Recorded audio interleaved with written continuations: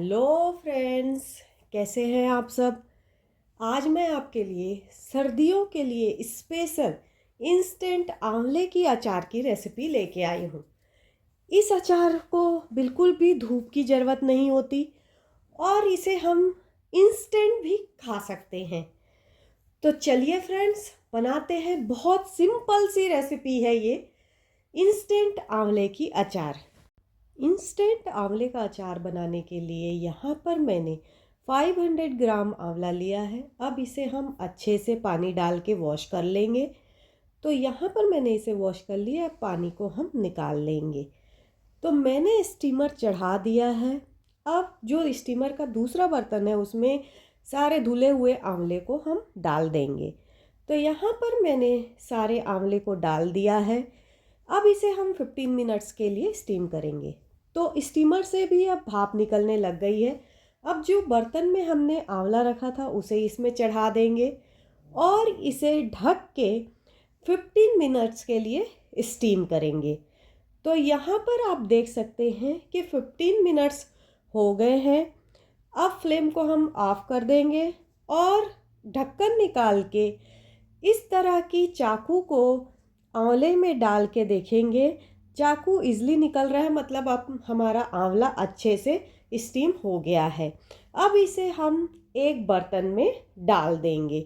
तो यहाँ पर मैंने इसे एक बर्तन में डाल दिया है। अब इसे हम ठंडा होने देंगे। तो हमारा आंवला जो है अब अच्छी तरह से ठंडा हो गया है। अब इसके बीज निकाल के इसके छोटे छोटे पीसेस कर लेंगे इस तरीके से। इसी तरीके से मैं सारे आंवले के पीसेस कर लूँगी। तो यहाँ पर मैंने सारे आंवले के पीसेस कर लिए हैं। अब इसे हम साइड में रख देंगे। आंवले के अचार में हम इस तरह की मिर्ची डालेंगे। तो यहाँ पर मैंने 100 ग्राम मिर्ची ली हुई है। अब इसे हम बीज से पहले कट कर लेंगे। तो बीज से कट करने के बाद दो भाग में हो गया। अब एक भाग के फिर दो भाग कर लेंगे। इसी तरह दूसरे पार्ट के भी हम दो भाग कर लेंगे। तो टोटल एक मिर्च के 4 भाग हो जाएंगे। इसी तरह से सारे मिर्च को हम कट कर लेंगे।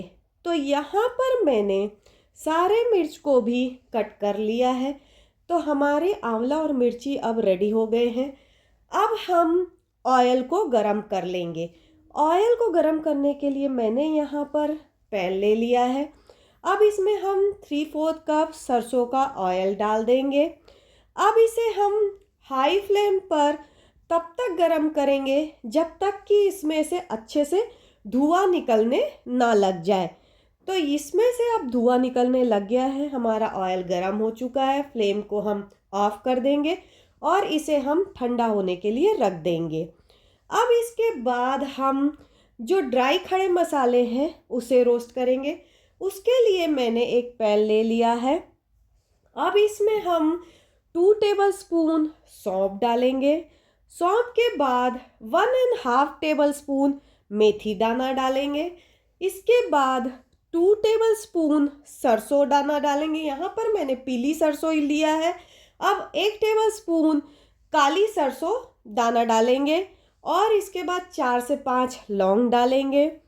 उसके बाद हम 8 से 10 काली मिर्च डाल देंगे।